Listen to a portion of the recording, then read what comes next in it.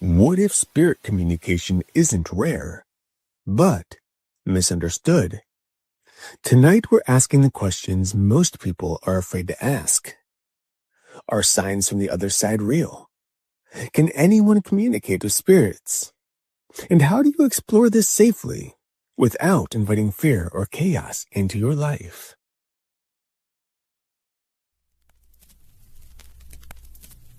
Welcome to ParaTruth.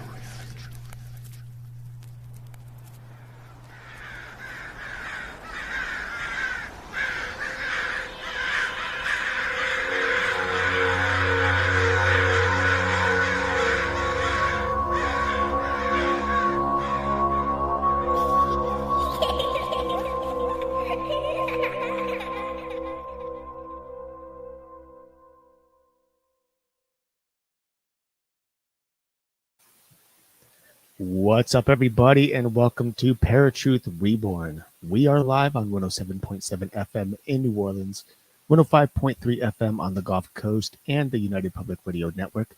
My name is Eric. And I'm Justin. And today we are talking to Sterling Moon about her book, Llewellyn's Little Book of Spirit Communication, which is, yep, you're seeing it right there on Justin's screen if you're watching. I got it here too. Now, Sterling Moon is a full-time, heels-on-the-ground tarot reader, psychic medium, folk magician, animal communicator, published author, podcaster, and educator on the mystical and the strange. She's the author of Talking to Spirits, a Modern Medium's Practical Advice for Spirit Communication, which came out in 2023. And of course, Llewellyn's Little Book of Spirit Communication, which came out just this past year in 2025. Which was, of course, published by Llewellyn Books. You guys all know Llewellyn Books. She has several self-published works as well and more formal titles on the way. Sterling has been working with clients and teaching professionally since 2013. She started a school called the Sterling Moon Divination Academy in 2021 and offers classes around the country. Sterling also spent 20 years as a professional advocate for victims and survivors of crime in Wyoming, Minnesota, and Colorado, and she holds a master's degree in advocacy and political leadership. Sterling, welcome to ParaTruth Radio. We're so glad to have you. Reborn. ParaTruth Reborn. Yes, ParaTruth Reborn. There you go. We always make that mistake. We forget about that transition we made a year ago. Well, almost 2 years ago now. Yeah, we're excited to have you on. I know I've had this in our calendar for quite a while, so I'm always looking forward. But okay, this one's going to be an interesting one. But before we get started, kind of want to just give you the opportunity to kind of tell people beyond what I already shared, just who you are and kind of what you do on a daily basis. Well, I mean, that's kind of you got the highlights of what I do professionally, but I live in Colorado. I'm a mom. I'm a partner. I don't know. I'm just I'm a professional weirdo. I'm a professional weirdo. And I always say that even if I weren't doing this as a job, which this was never the plan. I mean, I always joke that I thought I was going to be running a nonprofit by now. And this work just kept getting bigger and bigger and kept getting more and more of my heart.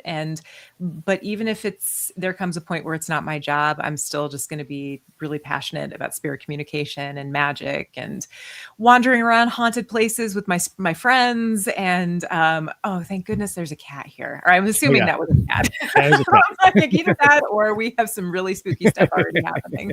I mean, Eric has a lot of spooky stuff in his house too. So yeah, I love it. I absolutely love it. I'm very grateful. I have a little black kitty named Poe. She is a kitten still, and she's an absolute menace, but she tired herself out, and so she's sleeping, which I'm really grateful for. Otherwise, we would have a whole other set of problems over here. but yeah, I don't know. That pretty much covers it.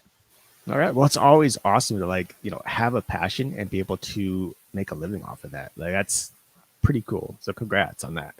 Hey, thank you. It's grateful every day. Yeah, and you do a lot, more than a lot of people do. So what I attribute that to is I have a lot of energy. And I will say my parents growing up were silversmiths. They were, hence the name Sterling But so I, watched my parents, they were professional artists. And, you kind of just having that as a model of like watching them do all the things until my dad passed away in 2001. But it definitely kind of like gave me an idea of like, oh, that's what running your own business is like. But also I spent so long like getting up at like 5:30 in the morning to practice magic or practice spirit communication and, or take classes with, teachers from around the world. And by the time I had the privilege of being able to do this as a job, I was like, I don't want to waste any more time. Like, I just want to I want to do all the things.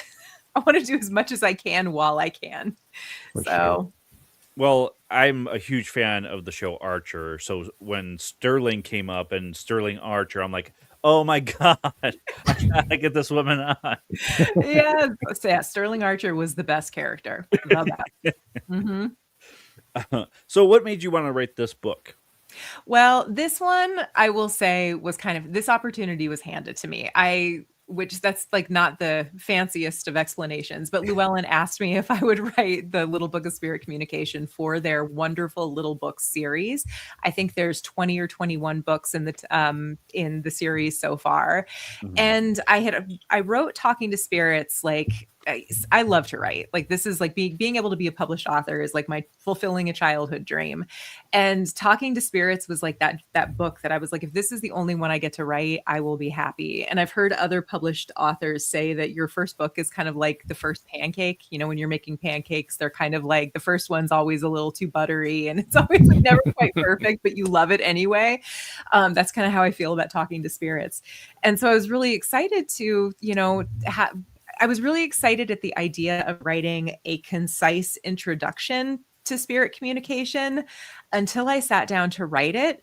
35,000 words is pretty short for a book, and because it literally is a very little book. Right. And it turns out being concise is hard, especially because I wanted it to be something that would be a good fit for somebody if this was the first book on spirit communication they ever picked up on. And I talk about this in there that I often see that there's kind of 4 doors that people come through when they are interested in talking to spirits. And so you have people that they're survivors of grief and loss. They've lost someone and they want to try to talk with them. You have magical folks. You have, I call us natural mediums, where you couldn't avoid the presence of spirits if you tried. And then you have the paranormal folks. And I really do think that all of us can benefit from a good, well-rounded baseline of information. So that was the tactic that I took with Little Book, and I'm pretty happy with it. Cool. So this book really is for like across the spectrum of beginner, experienced practitioners, and just those who are curious. It's really for anybody, right? I mean, that's the goal. I mean, one of the things that I really enjoyed was getting into like some of the history, like telling a lot of my favorite stories, getting into some of the lore and some of the terms that we all use, and kind of discovering maybe some of the ways that things have gotten misconstrued or little mixed up over time. Like one of the examples that I gave was like the stone tape theory, which I had always grown up hearing that, that's like the idea that brick or limestone or quartz can really, soak in and amplify energies. Right. And so, but then to find out that it actually was the name of a BBC special in the 70s that came out on Christmas Day. And, just to find out that and to see that this is like something that kind of, it has morphed into something different. And so little stories like that have been kind of fun to bring up too. Now, for those that don't know, what is spirit communication at its core, beyond of, the fictional movies and TV shows and stories and stuff like that? I mean, that's kind of like a hard one to put in. It's like such a simple question, and it's also kind of hard to like say succinctly. I mean, it's the idea of first you have to talk about what is a spirit. So first of all, you have to talk about what is a spirit, right? I think most of us, like when I first, started getting curious about these weird experiences I was having, I really started thinking about it was like, for me, it was like guides, like spiritual guides, gods, and ghosts. Like those, I say the three G's were like the only things that I was really interested in. And as I started getting deeper into this, I'm like, wait, it seems like there are, there's all this folklore and these different types of experiences that people are having out in nature. There's also the darker spirits. I mean, not everything is. I'm of the belief that much like much like everyone that is out in the world, most folks are pretty good. Some aren't, and that includes the spirit world. So there are those darker energies. There's also, I think that there's room within this like spirit communication bucket for, cryptids and, incidents of high strangeness and extraterrestrials and things like that, and those types of visitations. And so kind of like, first of all, it's like thinking about what is a spirit. And then really it's just figuring out how to talk to those spirits. And most of the time it's not going to be through our 5 primary senses. It's also going to be involving our psychic senses, which are also sometimes called the clairs. Mm-hmm. I find it really interesting that you bring in extraterrestrials and the cryptids and things like that too, because we don't typically hear about spirit communication with those particular entities. But I do find it fascinating that more and more people are kind of leaning toward this idea that these entities, sorry for making noise here, my cat's tangled, that some of these entities like extraterrestrials or cryptids could actually be spiritual in nature rather than just physical beings like we thought for so many decades, right? And I don't know. I actually kind of want to get your opinion on this, actually. So a little rabbit trail here, because there is a strong belief that like cryptids were always physical beings that existed, Bigfoot being a primary one. But it seems I like will apologize. I'm having a little bit of a lag. Oh, that's okay. No worries. Gonna give it a pause here. Oh, I'm so sorry. No, it's okay. I could tell that you were on a roll, and I just like all of a sudden, you know what, you were talking about extraterrestrials and suddenly you turned into a robot voice. Yep. And I think maybe, so you must have said something that someone didn't really want like me to at least hear. So well, Eric is a robot, so so I kind of heard the gist of like thinking of like spirit communication and like talking with like extraterrestrials, but I feel like there was something else like important that I missed in there. Yeah. Remember me? No, yeah, for sure. So there's this. I mean, for decades, people have believed that cryptids, and primarily we'll talk about Bigfoot in this case, is a physical being. But it almost seems like because we have yet to find any true hard evidence, people are starting to shift to this. Well, maybe it's spiritual, or maybe it's extraterrestrial. Do you think that is a legitimate belief or possibility, or do you think that people who have been so strong hung on the physical aspect, because they're not getting it, they have no choice but to be like, oh, well, maybe in that case it's this, even if they don't really believe it themselves? So I'm going to apologize first to the flesh and blood community out there. Like, I know that probably what I'm going to say is going to really tick you off, but here's the thing. I don't know if I just think it's all really fun. Like, it's so fun to think about the possibilities. And my favorite, so I will also back up and say, so my mom and my stepdad, my stepdad is a hoot. So he worked and he did like financial consulting, and he lived and worked in something like 72 different countries over the course of his career. And one of the things that he was really interested in was the monsters of the world. And so he would, he's in Africa and, learning about Anansi and, like the spider god. And, he's getting to be in Nepal and getting to learn about the Yeti. And so anyway, he and my mother end up getting together in like the mid 2000s. And my parents were silversmiths until my dad passed away, but my mom is also a visual artist. So they get together and they start like doing illustrations of all kinds of like monsters. So that's also like another, and as a family, we really love to go to we love to go to haunted places and stuff like that. And so I kind of came up with just, cryptids were always a part of my life for the past 20 years. And my favorite, like just to use just to use Bigfoot as an example, my favorite story or theory with Bigfoot is that they're realm walkers in a very similar way that the Fae are realm walkers, or, Tommy knockers, or which, we have a lot of lore of those in Colorado out in our mines. And so I don't know. I think that's and I also love the theory that what if Bigfoot is like, these are just ghosts of like really, really old beings? Like that's, again, who knows? It's very fun to think about, though. Again, I'm very sorry to your flesh and blood community out there who is possibly seething. So Tommy Knockers is something more than just a Stephen King book, then. Oh yeah. Oh my God. I would love to tell you about the Tommy. So yeah, out here in Colorado, in our gold and in our gold mines, which, Colorado has a very bloody, hard history. Like a lot of really our country has a pretty for sure. We have a very interesting history in this country. And so, the mines, we had the gold rush in the late 1800s, and we had these towns that were like nothing, and then they blew up to tens of thousands of people, and then it was this boom and bust type of thing.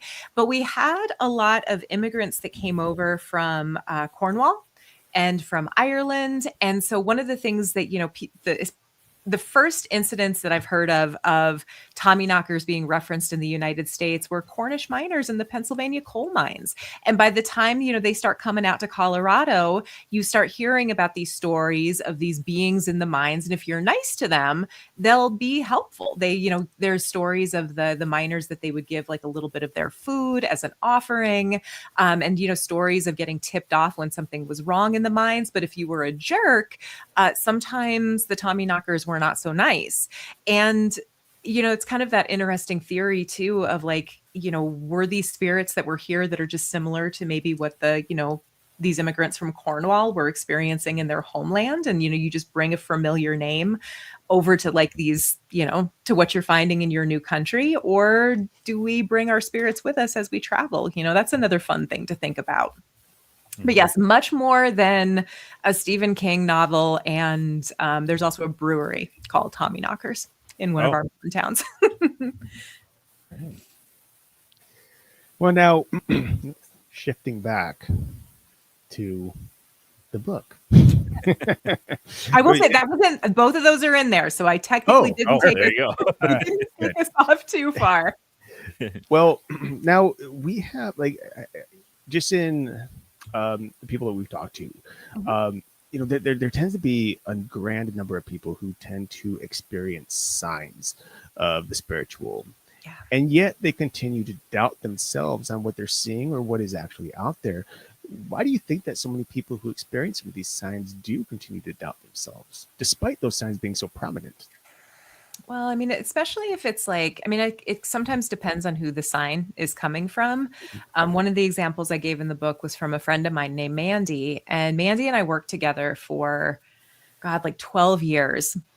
She'll still introduce me to be like, she was my supervisor. And I'm like, no, babe, you were unsupervisable. She's like, absolutely unsupervisable. But I knew her kids from the time that they were little. And heartbreakingly, her son Jaden and his best friend Ryan died in a car crash. It'll be 4 years, I think, this coming October. And one of the examples that I put in the book was for Mandy, was coming up with kind of a language of when she, because her those boys are strong, like they are loud, but it took her a really long time to believe because she went through there's few kinds of grief out there that are deeper than a parent that loses a child. And the thing that she will often experience is a heads up dime. And she started to give it like I'm doubting that you can hear me. I want to find a heads up dime within like a certain time frame. I can't say that there's ever been a time that he's left her hanging. And it's pretty funny because when I asked permission to include that example in the book, within like I think it was like 15 minutes, I found a heads up dime, like, and it, like on the floor of a like hotel lobby, which it was a really strange experience.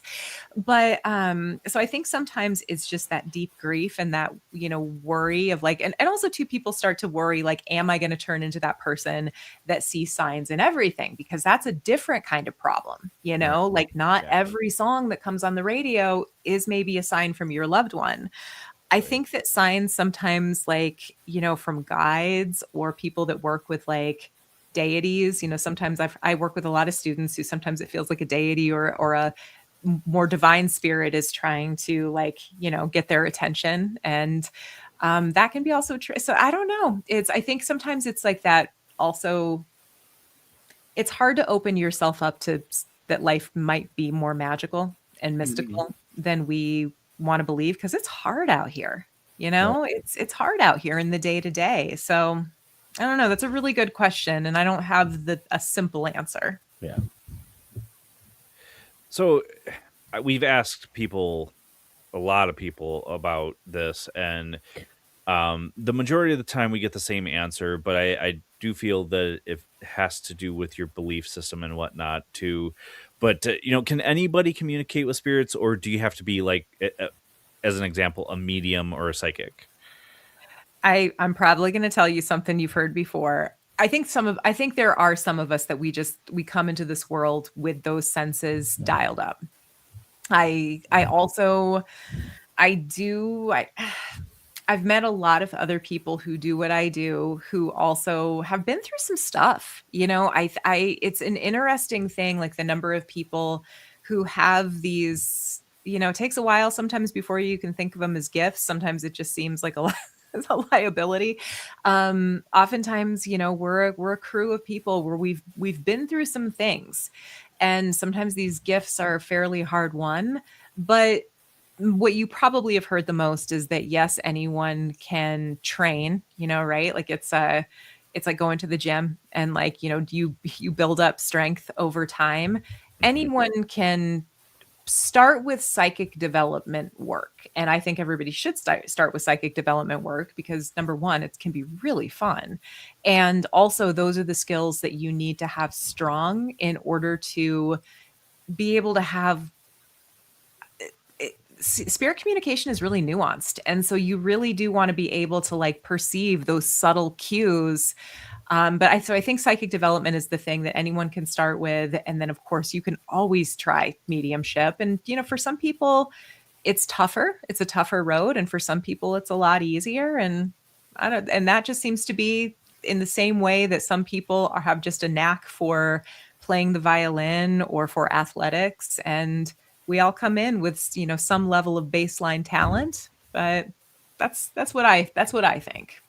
Okay, fair enough. And yeah, that's typically the answer we get. But Yeah. a lot of people don't believe in this stuff, so they think that it's, oh, a medium or a psychic.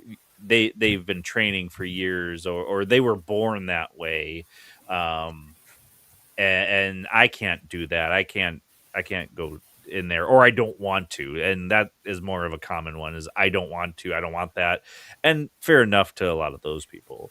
I don't want to open that door. That Yeah. is the thing that I probably hear the most. And it always cracks me up too when like my like some of my tarot students, or people who they read tarot cards, and maybe they have their ancestor altar in their house, and do a little candle magic here and there. But when it comes to talking with spirits, I don't want to open that door. And I always say, I'm like, I hate to tell you, but the doors, you're already doing it. Yeah. You're already doing it.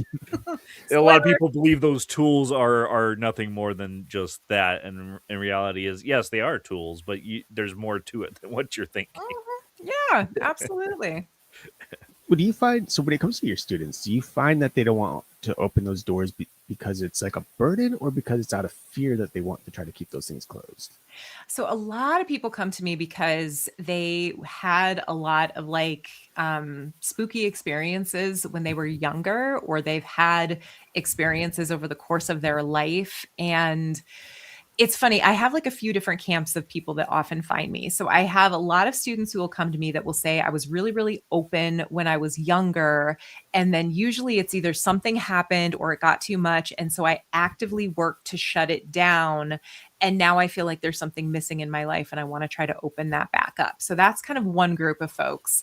I often have a lot of people who are, getting over some spiritual wounding. I have a lot of people that, grew up in really haunted houses when they were children, but they also lived in a deeply like monotheistically religious home and were told that's not real or it's all like it's demonic, even though you're telling me that you saw grandma and it was really nice. And, so it was a confusing experience. So sometimes people come to kind of like reestablish what they believe spiritually, which I think that's pretty cool to be able to kind of make your own way and kind of figure out what you believe as an adult. I think that's a pretty neat thing. And then sometimes I have people who come to me where they're like, this stuff is happening all the time. And I feel like I can't get any peace and I need boundaries and I need I need to be able to figure out what to do with this.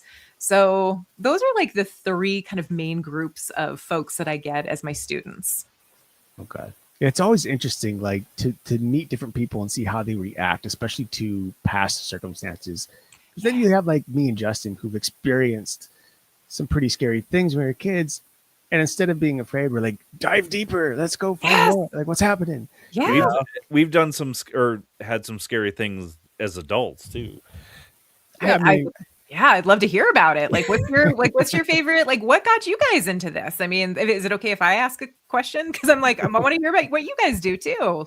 Well, I got started, and me and Eric kind of have a similar situation where, I always had a interest in this stuff. I got into Ouija board at a very, I shouldn't say very young age. I was a teenager, tarot cards. And then, I was doing Ouija board sessions with different people in my family. And, we eventually got some really dark answers. So we're like, nope. We're putting that away. We're not doing that anymore. And then later on in life, Eric and I started talking about this stuff regularly. We'd have a beer around the campfire and just start talking about this stuff. And we were watching shows like Supernatural, Ghost Hunters, stuff like that. So we were like, you know what? Maybe we should start a paranormal investigation team. And on top of that, there's got to be somewhere where you could do like an online radio show. We had never heard the word podcast ever at that point in our lives. So we started Night Stalkers Paranormal Society and Night Stalkers Paranormal Radio, and it eventually turned into this. But in the meantime, I opened myself up to psychic and mediumship. And, over the years, I've kind of felt certain family members were that way. They just didn't realize it or didn't talk about it. Yes. Mm-hmm. Yeah. Oh, that's so awesome. I've heard it. Okay. I love it. Love to hear it. Yeah. And then on my side, like very similar to Justin, grew up with Ouija board and, playing around mostly, not knowing what a Ouija board really was. But I also grew up in a haunted house. The house that I'm currently living in is a family home. I grew up here. My mom grew up here. So my grandparents owned it. It's 60 years old. And when my mom was growing up here, and I didn't know this until I was already about 16 years old before her and my uncle finally spilled the beans, if you will. Because, growing up, me and my sisters would always witness things. We'd hear footsteps, someone walking up the stairs in the middle of the night, or we'd see shadows, lights flickering, doors being opened and shut by themselves. And my mom was always, no, it's nothing. It's not really, both my parents, there's nothing there. And then when we were 16, it was like a New Year's Eve. And my mom and my uncle were talking. They started talking about ghost encounters in this house when they were children. And like me and my sisters overheard it. Wait, what? And I was like, oh yeah, like everything you've been seeing is the same thing we've seen when we were kids growing up. So I grew up in a notoriously haunted house. And then when we moved out of here in 2004, went to another city, and we had a little haunting there. Me and my family would always see this blue orb floating around the house. We never knew what it was or who it was, but we would all witness it at the same exact time or at different times. And so that was kind of like the introduction to like, this is interesting. But then, right around the time we started the podcast, I delved into a little book known as The Lesser Key of Solomon. Oh, just that. Just a Yeah. little, just a little, So, just a little something. just a little something, a little Well, nighttime and reading. you were wanting to be a demonologist at that point too. I was, but I didn't know what I was getting into. I opened some doors that they just burst wide open, and I fell into 3 months of demonic oppression. Oh, It buddy. started off with some just typical visions, like just not typical, but Yeah. creepy visions as I'm falling asleep. And then that turned into nightmares, then shifted into night terrors. And like, I remember seeing these giant, like 7-foot shadows that would walk around my house midday, and they would just stand in the hall and stare at me, or I'd wake up and they're at the bottom of, the end of my bed. And one night, like I recall so vividly, my parents had a dog she was like a black lab, and they have wood floors, and you would always hear her walking because you could hear the nails clicking on the wood floor. So I was laying in bed, and there's like my door's always shut, and there's a little nightlight on the wall outside of my door in this hallway. And so I hear the clicking on the door on the floor, and I'm like, I lean over to see her shadow pass by, but it stops at my door. And I'm waiting and I'm waiting and waiting. She doesn't pass. And then all of a sudden, there's just this deep guttural growl in my face at the side of my bed. And it was like from there, things just escalated real fast. But yeah, it kind of got me deeper into this whole understanding of the dark side of the paranormal and the spiritual world. Yeah. And it took, some overcoming. It took some intervening of the Lord to step in and help me out with some things. Yeah. But it opened my eyes. It helped me realize like there are people who've gone through things. I've met so many people since then who've gone through very similar things, who can't explain, who don't understand it, who are still fearful of it. But I've been able to use my story to help them overcome their own, Yeah. That's where I kind of step in on this show. It's like I kind of have this whole different, but slightly different viewpoint where it's like I very much believe and have witnessed the good. Yeah. But I think unfortunately, some people focus so much on the good that they kind of let their guard down. The love and light, you can't let love and light just kind of like, make you stupid is the way that I often think about it. And, that's, man, I always like, I think that's one of the things that I do caution people with is that like, I do think that, keeping the more joy you can bring into this type of practice, I do think there is an element of that does keep you safe, because if like the way that I often will go into like a haunted space, like I have a retreat that I will hold for people that have studied mediumship with me for at least 7 weeks. So, we have like a shared foundation of knowledge and kind of like a shared language. That program is called Modern Mediums. But then usually annually so far, I'll rent a haunted space. I'll rent like a haunted hotel or, something like that. Like this past year, we were at the Oliver House in Bisbee, Arizona. The year before that, we were at the Stanley in their lodge. But it's one of those things where I kind of will go into these spaces with I want to make friends, but I also have good boundaries. Like in the same way that if I'm going out with my friends for the night, I'm not going to just be like, telling everybody that I meet where I live. This is like, here's how you find me. Here's like, oh my God, let's keep in touch. And so, there is like, you do have to like have some street smarts and some common sense and also like intervene quickly, because that stuff can get, that's one of the things that if there's probably one bit of pro bono work that I do the most, it's people that they have those types of attachment issues. And the number of people that I've met who are walking around with things that have been going on for 10 years, 15 years. And it just breaks my heart, because it's like, it doesn't have to, there are remedies. So thank you for sharing that. Both of you, I love hearing your stories.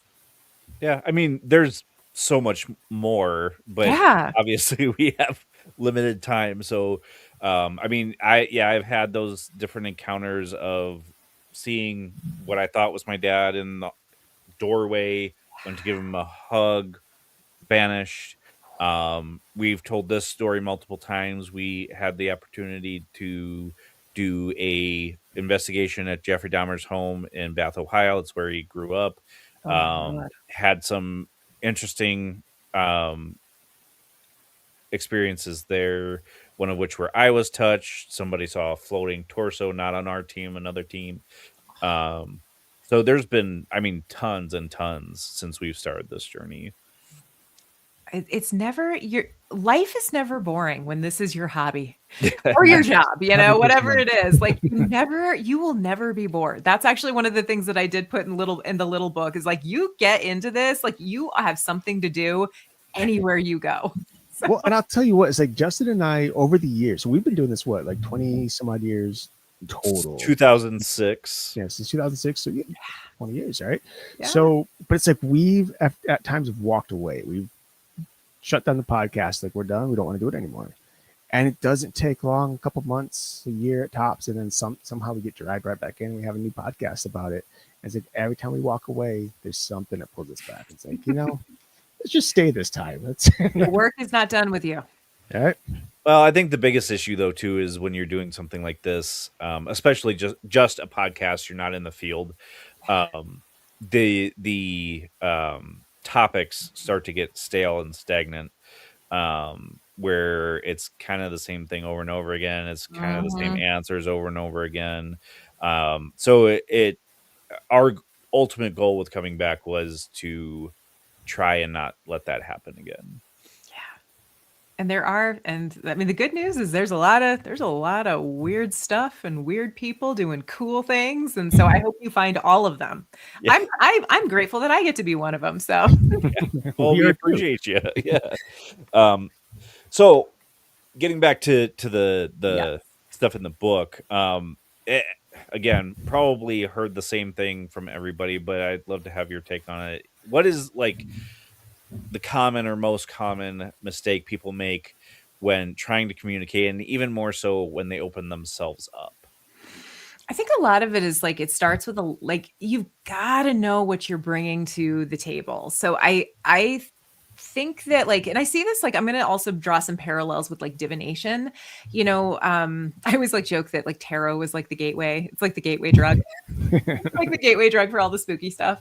But I will, and I've been guilty of this too. Like when you sit down to do a tarot reading, when you're hyped up or you're mad, you're upset or you're excited, you often just get reflected back what you're feeling. And then sometimes what you see, it doesn't come to pass. And one of the things that I have found really helpful with divination that I think translates really well to spirit communication is taking stock of what is going on around me, what's going on in my body, what's going on in my mind and in my emotions, and then doing something consciously to release that. So I'm I want to be beige, I want to be neutral canvas. Mm-hmm. And because I think that with spirit communication, that gives you the ability to be really, you're going to notice if I really take stock of how my body is feeling, and then I notice that for me, one of my tells is that my head starts buzzing. I get an itchy feeling in the top of my head. And then I notice that my back is hurting or my throat is tight, and I can tell it wasn't like that before. That tells me something. And so I think one of the things that I see most common is folks just not noticing themselves before they start. I also think sometimes not being specific about what you are looking I see so many people that will get together for a seance. I love hosting seances. I think seances are so fun. And also you want to make sure that you have a conversation before you start the seance. If somebody's wanting to talk with a murder victim that they've never met, and somebody else is I want to talk to my grandma, there might be some. So I think sometimes being thoughtful about what you are looking for and what you want to happen, but probably more to your point, the thing that I think is most common is folks will just throw open the doors and then they forget to close them. And it's you just just opening your doors to anyone that's coming in, and then you just walk away and don't bother purposefully shutting things down. Those are probably the things that I see the most. I still make that mistake. I'm constantly open, and I tend to leave it that way just because I feel like I'm going to miss something if I don't. But I as an example, I've lost a lot of sleep at times where I feel something's trying to communicate with me. I'll get the flashing light, bright light in my eyes, which I've heard is a common one for communication. And it's leave me alone. I'm trying to sleep, and then it all stops. So I just have to kind of set that in rule when I go to bed. Look, if you want to communicate with me in my dreams, that's fine. Let's not do the flashing lights in my eyes so it wakes me up type of thing. I like to think of it as like it's like I have office hours. There's a root worker. He's this old time conjure man named Professor Charles Porterfield, and he lives down in Denton, Texas. Okay. And that man knows so much stuff. And he was like the first person that I like the first like really badass. Sorry if I don't know if I can swear. Really awesome magical practitioner who also would talk about like being sensitive to spirits. And he gave this an example of he puts a chair out by his front door. And he will go and like he'll just kind of, make a point of spirits are welcome to come and rest. Like it's a designated spirit chair. And he once a day he'll go out and check. And like if anyone's sitting there, he'll have a conversation with them. But yeah, I always like to think of it as like a volume control knob that I try to turn it down so I can live my life. But then you want to be able to turn it up pretty easily. But I understand what you're saying for sure. Let's say like also when it comes to the tarot reading, for example, how important you use the word like neutral. You want to remain beige. Yeah. I think sometimes people don't realize how much energy plays into a reading, because I know from personal experience, if I'm in a stressed state, if I'm angry, something like that, I will read something in a negative way rather than in a positive way or the bright way, if you will. And it's interesting how much of a difference it makes when you take the time to meditate prior to doing a reading, or even just to clear your aura or the energy in your space. And so when it comes to that though, like, what are some other ways that maybe someone can ground themselves or create boundaries or intention? Like, is there like one specific way, or do we have multiple ways that we can guide? Oh my God. I mean, there's so many ways. I'll tell you the ones that are in the book, and and kind of like they're a riff on very closely like what I do for myself, what I teach my students, what I do with my clients. Some people are like deep, slow breath people and like, meditative, they enjoying like those meditative breaths. Other people hate that stuff. Like I have, I have some clients that they're like trying to, calm down and take 4 deep breaths is like anxiety inducing to me. So for those folks, maybe like shaking out your limbs might be a more effective way. But I always like to start with, taking a few breaths, doing a little bit of that body. If you're just doing this on your own, doing that body scan, checking in with like literally what's around you, what's going on within you, checking in with your thoughts, checking in with your emotions. And then, maybe taking 3 big breaths, big whooshing breaths where you're shaking your arms, or big, steady, long breaths. And just imagine that all of that energy is just like dumping out into the ground. Like any excess energy that you don't need is just dumping out into the ground. I really love I'm a big visualizer. I love to imagine that I have roots growing from the lower half of my body down through the soles of my feet. I often like to think that I have like a little tether from the top of my head, bringing, connecting all the way up with the heavens or whatever lies beyond. And then I'll end with a big inhale. And then I envision that I'm held in a bubble of protection and that everything that I need can reach me with ease, but anything else that's unhelpful just bounces away. I also like, if I'm sitting down to do a tarot reading, I am very specific about like who I'm asking for that insight to come from. Cause you could get a tarot reading where you're using it as like a spirit communication tool. Like I want to, talk with my most venerated ancestor, or if I want to talk with my highest spiritual guide, I want advice from my highest spiritual guide, or I want advice from my highest self. But those are some things that you can take to just steady yourself. And I do that with all of my clients before a session. We'll just do a really quick grounding. And that really does help to bring down the energy, even if people come in very heightened. And it always seems to help.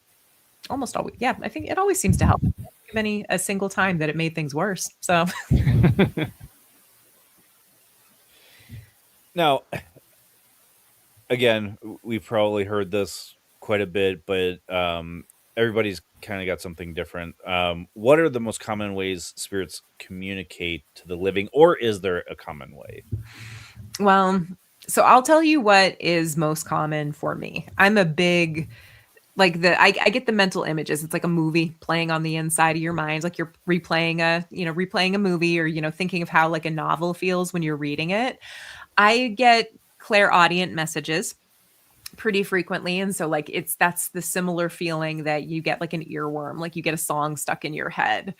Um I will tell you some of the ones you can also, if you are like somebody who you want to like cultivate your psychic senses, and you realize there's some like, we have clairsentience, which is the feelings and the images and the sounds and things like that. But there's also smell and taste, clairgustance and clairalience.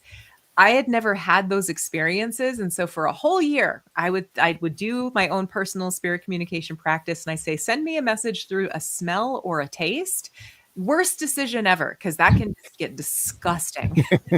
So I always think it's really interesting when I meet people that they're like, I can smell ghosts. And I'm like, sounds awful, but also I've really even heard cool. that before. That's so weird. I don't know. I mean, I feel like everyone is a little different. I think a lot of people will come in and say, well, I don't know what my clair is. And I'm like, you've got like 11 different senses. You have your primary senses, you've got your clair, like it's all a big mishmash. Don't think you just have to have one. But I think a lot of people, we all know like the crawling out of your skin feeling. Oh yeah. Oh God, that feeling when you're like everything in you is telling you to like run, but you're like, I'm here for this. That's always a fun one. So those are some of how things work for me. And I feel like I've heard everything under the sun. I don't know. That's just, yeah, that's what I got. I experienced a lot of the clairs myself, so I mean, I think it's more so like for the common person that doesn't necessarily think that they have that communication or whatever. Oh, okay. I mean, I think a lot of people are I think most people have had the experience of, because I will ask this of people, like kind of your average person out there, like, have you ever heard the voice? Like, the voice that like comes in and it's like, get the heck out of here, or oh my God, you should go do this thing. I think a lot of people get that kind of really powerful clairaudience sometimes. So I think that sometimes is something that I see. I think the goosebumps, like the creepy crawly on the flesh, is something a lot of people are familiar with. I think most people are pretty empathic if they are allow themselves to be. And so that's an aspect of clairsentience, like feeling what others are feeling what has like soaked into a space. What's that classic example of like walking into a room where somebody's just had a fight and you feel like uncomfortable? So I would probably say most people that I have met have had clairaudience, and then different kinds of clairsentience, whether it's emotional feelings or like creepy crawly, like skin crawling, goosebump feeling. I also wonder too if a lot of us are seeing like apparitions more frequently, but we think that they're people. I wonder that all the time. It's I find it really interesting because like it's like I'm one of those, and this has been this way for many years now, but it's like I can't always discern when there's a good spirit around. Like I can't walk into a house and be like, oh, this is good energy or a good spirit. But as soon as I'm near or somewhere close to the vicinity of something dark, whether it's a dark spirit or dark energy, it's like everything shifts. I get that this heavy headache right in my third eye. I get this tingling, this almost instinct that's like, you step into the room and instinct says, oh, no, no, we're going back. this is too heavy, and it's weird because like I've tried to focus in on that good energy. Not that I can't feel good energy per se, but most times it's like, can I discern the difference? It's like, oh, I know when it's dark. I know when there's something dark. I drive by a house and look at it like there's something there, and it's not a happy spirit. That's for sure. Yeah. And it's really interesting. And I don't know if that's like, if it's something that I can kind of change, or if that's part of like my story, like when it comes all the way back to opening that original door. Yeah. Like constantly coming back and meeting these people who kind of experience those same things, those dark things. It's like, maybe that's just my track. That's my path. I mean, you went through a really intense experience. And so that does seem like you would be really poised to recognize danger like, I mean, because it's like a form of this. Sorry, this is like some of my old victim advocate speak coming in, but like that hypervigilance, that a lot of people who've experienced a trauma, and I think that's something that people sometimes forget, is that even though I'm a pretty lighthearted person, which I'm proud of, I'm like, you don't fall into 20 years of being a victim advocate without a story that gets you there, Sure. and so even though I come into this stuff with a lot of joy in my heart, I'm not a dummy. Like, and I know a lot of people who have had wildly traumatic experiences with spirits. And I think that's something that also has to be like acknowledged. But my suggestion for people, and this is something that I will tell, because I have a lot of people who've had really bad experiences and then they come in trying to find that joy.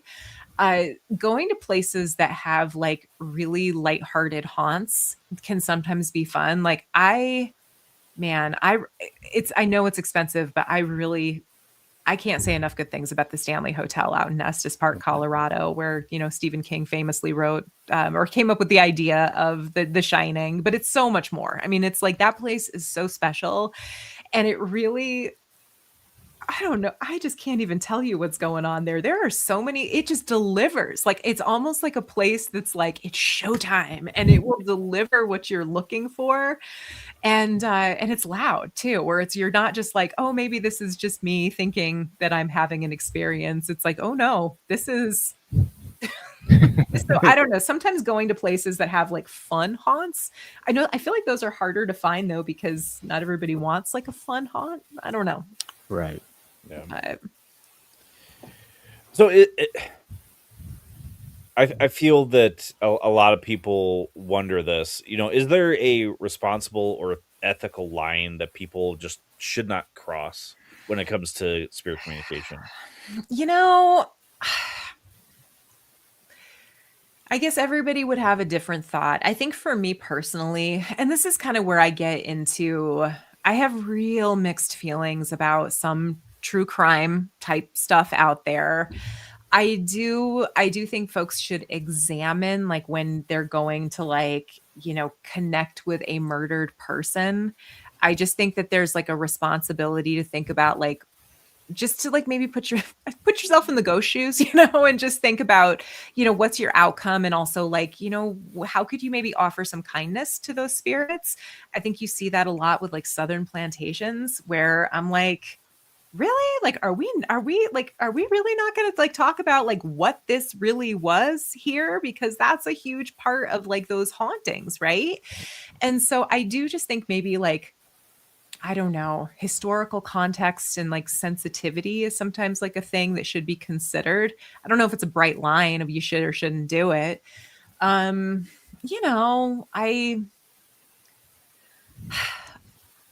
You asked the wrong person this question, because I will play devil's advocate with you. And so we are completely out of time, because I'm like, I wouldn't do this, but then sometimes I would, I mean, it's a tricky thing.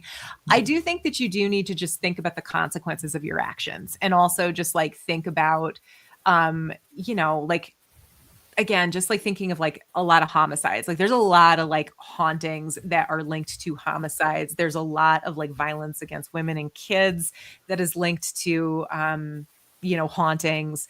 And, I think it's also just kind of think about not just those spirits, but also like if you're someone that you're an investigator and you're like, putting out videos of your investigations out there, maybe also just think of like, does this person still have living descendants that maybe still kind of like following their names, and like have like a little Google alert on their names, and maybe just think about it that way, So there's that.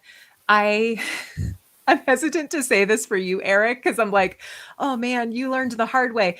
Be thoughtful. Like I meet a lot of like little like newer witches who are like, I want to work with the infernals.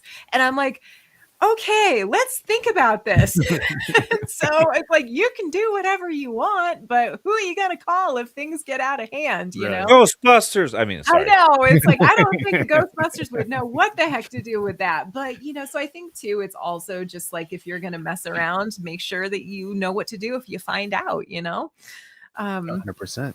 Yeah. Well, I think it's important also to like just being a person, like if you're going to talk to another person, whether living or deceased, consider your own triggers. Like, what are some of the things that you've been through that if someone were to ask you a very similar question, how would you respond? How would you react to that? Because like if it would make you angry or it'd make you upset in some way, maybe you shouldn't ask that question, you know?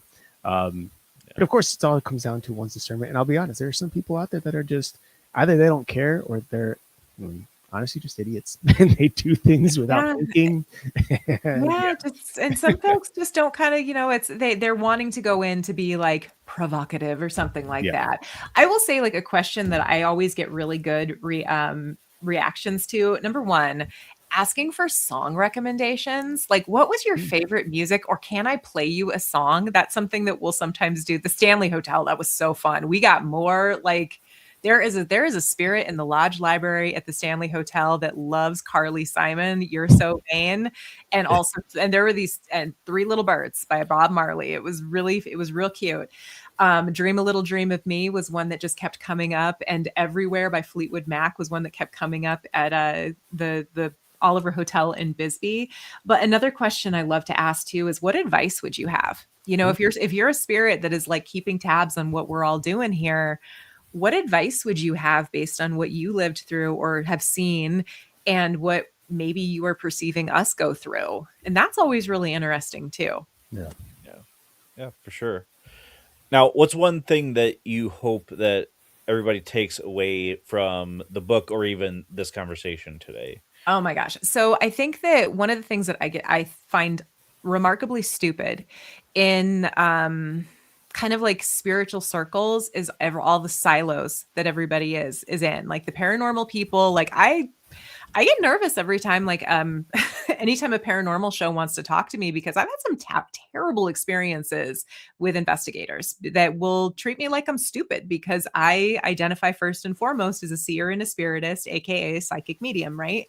And so, but I also see like the witches think that don't like the paranormal investigators or don't think there's value there, and the mediumship, like there's like the mediumship silo and the paranormal investigation silo and the witchcraft silo, and then the like the cryptid people and the ufologists.